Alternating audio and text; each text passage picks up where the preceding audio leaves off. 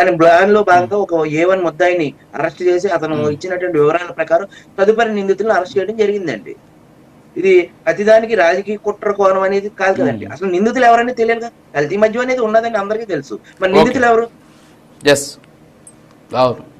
అదండి. ఎవరో తయారు చేయాలి కదా దాన్ని. ఓకే అయ్యప్ప గారు, అయ్యప్ప గారు వస్తారు మళ్ళీ మీ దగ్గరికి. ఒకసారి గాది వెంకటేశ్వర గారు ఒక చిన్న బయట ఒకటి ప్లే చేస్తారు. ఒకసారి ఆ బయట ప్లే చేయండి. PCR మన జోగి రమేష్ గారి బయట ఒకసారి ప్లే చేయండి. ఏమీ చేయలేని చంద్రబాబు నాయుడు ఈరోజు కేసులో నేను ఎంతగా బాధపడి వేడుకున్నా సరే చంద్రబాబు నాయుడు కరుణించలేదు. చంద్రబాబు నాయుడికి కుటుంబం ఉంది. చంద్రబాబు నాయుడు ఈరోజు ఈ పరిస్థితుల్లో ఏమీ చేయలేని చంద్రబాబు నాయుడు ఈరోజు కేసులో నేను ఎంతగా బాధపడి వేడుకున్నా సరే చంద్రబాబు నాయుడు కరుణించలేదు. చంద్రబాబు నాయుడికి కుటుంబం ఉంది. చంద్రబాబు నాయుడు ఈరోజు ఈ పరిస్థితుల్లో ఏమీ చేయలేని చంద్రబాబు నాయుడు ఈరోజు కేసులో గాది వెంకటేశ్వర గారు విన్నారు కదా వాయిస్. ఎంతగా ప్రాధేయపడినా నేను చంద్రబాబు కరుణించలేదు. ఎందుకు ప్రాధేయపడాల్సినటువంటి అవసరం ఎందుకు, కరుణించాల్సినటువంటి పరిస్థితి ఏంటి? బయటకి ఏమన్నా మీకు ఆన్సర్ ఉంటే చెప్తారా కొంచెం? సోదరుడు రమేష్ చెప్పాలి దానికి ఆన్సర్. ఇప్పుడు ఆయన నేను చాలా సచ్చీలుడిని, నేను భయపడేవాడు కాదు అని ఇన్ని మాటలు మాట్లాడే ఆయన ఎందుకు మరి ఆ మాట మాట్లాడుతున్నాడు? ప్రాధాన్యపడతాం ఎందుకు ప్రాధాన్యపడాలి? నువ్వు తప్పుదేనప్పుడు అలా ప్రాధాన్యపడటం ఏంటి అసలు నాకు అర్థం కదా. నువ్వేనా సీనియర్ పొలిటీషియన్? నువ్వేం నిన్న వచ్చినాడు కాదు. నువ్వు 2009 నుంచి ఎమ్మెల్యేకి గెలిచినటువంటి వ్యక్తి. ఇవాళ ఉన్నటువంటి రాజకీయాల్లో సీనియర్, నువ్వు కూడా one of the senior politician. So నేను ప్రాధాన్యపడ్డాను, నేను వచ్చేసి ప్రమాణాలు చేశాను. ఎందుకు ఇలా ప్రమాణాలు చేసింది? గుడికి వచ్చి భార్య పిల్లలతో ప్రమాణం చేసేదేంటి? మనం గుడికి వచ్చి భార్య పిల్లలతో ప్రమాణం చేసినా గానీ అమ్మవారు కరుణించలేదంటే తప్పుడు కూడా అర్థమే కదా. ఇప్పుడు ఒక నమ్మకంతోనే కదా మనం అడుగుపోయేది, దేవుడు రక్షించమని. దేవుడు రక్షించదు ఏంటండి? ఇవన్నీ కూడా మనం అన్ని తీసుకుంటాం. ఇవన్నీ కూడా ఒక పక్కన ఆలోచించేటటువంటి క్వశ్చన్సే. ఇవాళ వచ్చేసి నాకు రకరకాల మాటలు మాట్లాడతా. అదే ఆయన చూస్తే ఆశ్చర్యం వేసేది ఏంటంటే చేసేదేమో ఒక విధి, ఏదైనా ఇబ్బంది అయినప్పుడు మాత్రం రకరకాల ఎన్ని బయట తీసుకొచ్చాడు. ఈ మధ్యన కూడా చూసాం. నా కులం ఊరుకుంటుందా? నీ కులంకి ఏంటి సంబంధం? ఎంతమంది నీ కులపాలను ఆదుకున్నా? మనం ఇప్పుడు ఆయన అన్నాడు కాబట్టి ఆయన అన్నా, ఎంతమంది నీ కులపాలను నువ్వు ఆదుకున్నా? ఇదే మా ఎమ్మెల్యే ఉండగా కానీ మంత్రిగా ఉండగా కానీ ఎంతమందికి నువ్వు దాన ధర్మాలు చేసావు? లేదంటే ఏ ఊరు పోయి మీ కులపు ఉన్నటువంటి ఊరికి పోయి ఎక్కడ నువ్వు శారిటీ చేసి వచ్చావు? ఇవన్నీ ఆలోచిస్తాం కదా. ఇంకోటి కూడా అనేది రంగాభిమానులు ఊరుకుంటారని. రంగాభిమానులు ఊరుకుంటామంటే బాబు అసలు రంగా గారిని చంపిన వాళ్ళ కోసం ఒక వ్యక్తి తిరుగుతా ఉంటే నేను అలా చేస్తానంటే ఆ వ్యక్తికి చంపించిన దాంట్లో ఇన్ఫర్మేషన్ ఇచ్చింది ఇతరే అంట. ఇవన్నీ ఎట్లా మర్చిపోతారు జనము? ఇవాళ వచ్చేసి కలుపుకోకూడదు కదా. అంటుంది నీ వ్యక్తిగతం ఇది. నీ వ్యక్తిగతంగా నువ్వు సంపాదించుకున్నావు, నీ వ్యక్తిగతంగా నువ్వు తప్పులు చేసినప్పుడు నువ్వు దాన్ని ఇంకోళ్ళకి ఆపాదించకూడదు. ఎవరు సరే, నేనైనా నువ్వైనా మీరైనా ఇంకోళ్ళు ఏమైనా కానీ మీరు నిజంగా సమాజం కోసమే బతుకుతూ అన్ని వదిలేసేసి ఒక సాధువులాగా సమాజమే నా దేవాలయం, సమాజమే నా ప్రజలని చెప్పేసి ఏమన్నా వస్తే అనుకోవచ్చు.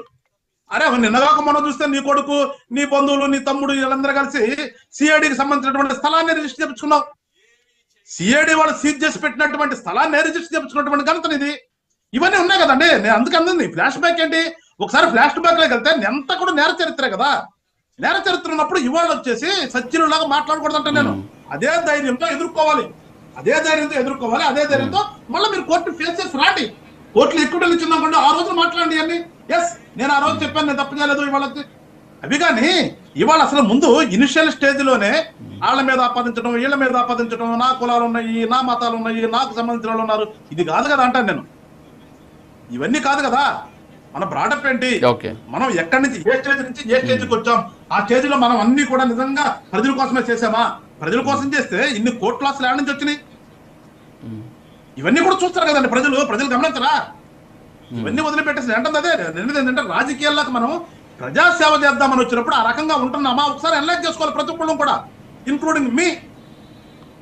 అది వదిలిపెట్టేసి వాళ్ళ రాజకీయాల్లోకి రావటం సంపాదించుకుంటాం కోసమే, రాజకీయాల్లోకి వస్తుంటే మనం అధికారం చెలాయిద్దాము, మనకు నచ్చడానికి కొడదాము, చంపేద్దాము, తిడదాము, వీటి కోసం వస్తున్నారు. ఇది బ్యాడ్ కదా అంటున్నా నేను అంటుంది. ఇది మేము కోరుకుంటుంది ఇది పోవాలి. ఇది రాజకీయంగానే పార్టీ క్రిటిసైజ్ చేసుకుందాం. మీ పాలసీ కరెక్ట్ గా లేకపోతే నేను క్రిటిసైజ్ చేస్తా, మా పాలసీ లేకపోతే రమేష్ గారు క్రిటిసైజ్ చేయాలి. అరే వదిలేసేసి అసలు రమేష్ గాంధీ తన్నుకుంటాం ఏంటి? ఎందుకు వస్తుంది? ఎక్కడికి పోతున్నాం మనం? అంటే మనం నిజంగా రాజకీయ నాయకులు రౌడీలు మనం ఈ పని ఎవరు చేస్తారు? రౌడీలు అయితే చేస్తారు ఒకళ్ళొకళ్ళు వ్యక్తిగతంగా. రాజకీయ నాయకుడు ఎప్పుడు చేయడు, పాలసీ పరంగానే ఉంటది. ఎదురు పడినప్పుడు మళ్ళీ ఇద్దరం కూడా ఆలింగనం చేసుకుంటాం. అంత ప్రేమగా ఉండాలి. ఎందుకంటే మనం వచ్చింది ఇద్దరం కూడా ప్రజాసేవ చేయటం కాబట్టి, పార్టీలో ఉన్న కూడా అదే కాబట్టి. అసలు అది పోయింది. అది అది నేను బాధపడుతుంది. ప్రజాస్వామ్యంలో ఇది పోయి ఎట్లా చూడండి, ఎటు పోతున్నాం మనం, ఎటు నుంచి ఎటు వెళ్తున్నాం. ఇవి పోవాలి. ప్రజలు కూడా అర్థం చేసుకోవాలి. నేను కోరుతున్నదే, మీరు కూడా ప్రజలు కూడా ఒక్కసారి మీరు ఓటేసే ముందు అసలు ఆ నాయకుడు లక్షణం తెలుసుకోండి. ముందు ఆ పార్టీ యొక్క సిద్ధాంతాలు తెలుసుకోండి. ఆ రకంగా వెళ్తే ఇలాంటివి పోతాయి. ప్రజల కోసమే రాజకీయ నాయకులు ఉంటారు. గతంలో రాజకీయ నాయకులు చూడతారు మనం. గతంలో రాజకీయ నాయకులకు ఇవాళ కూడా వర్ధంతులు జయంతులు ఎందుకు చేస్తున్నాం? వాళ్ళ మీద ప్రజలకు ఉన్న ప్రేమ. అరే ఈ కాలంలో వాళ్ళని తీయండి, ఎవడన్నా దండేస్తారా? అసలు ఏదో బాబా జరిగితే ఆరోపణ 2 రోజులు అసలు వీళ్ళని తొలుస్తున్న వాళ్ళు ఉన్నారా? అంటే నేను కోరుకునేది ఏంటంటే రాజకీయ నాయకులు గతంలో తలుసుకోవాలి. మన ఫ్యూచర్ లో వాళ్ళు మనల్ని కూడా తెలుసుకోవాలి. ఎందుకు ఉండాలి? ఫలానా వాళ్ళ టైంలో ఇట్లా జరిగింది, ఫలానా వ్యక్తి మంచి చేశాడు అనేది ఉండాలి చెప్తే, అరే మనం ఏ రకంగా ఎగ్జాంపుల్ ఇవ్వదలుచుకున్నాం? ఎగ్జాంపుల్ ఇద్దామా? ప్రజా సేవ ఎగ్జాంపుల్ ఇద్దామా? ఓకే, ఎస్, మళ్ళీ వస్తాను మీ దగ్గర. టైం అవుతుంది. Yes, okay sir. Yes Karumanchi Ramesh గారు రియాక్ట్ అవ్వడు సార్. గాదు వెంకటేశ్వర గారు మాట్లాడారు కదా, సో వారి వర్షం. ఇందాక టీడీపీ అధికార ప్రతినిధి శరత్ చంద్ర అన్న గారు మాట్లాడుతూ సొంత నియోజకవర్గంలో పోటీ చేస్తే ఓడిపోయి పెడను వెళ్ళారని చెప్పి జోగి రమేష్ గారి గురించి మాట్లాడటం జరిగింది.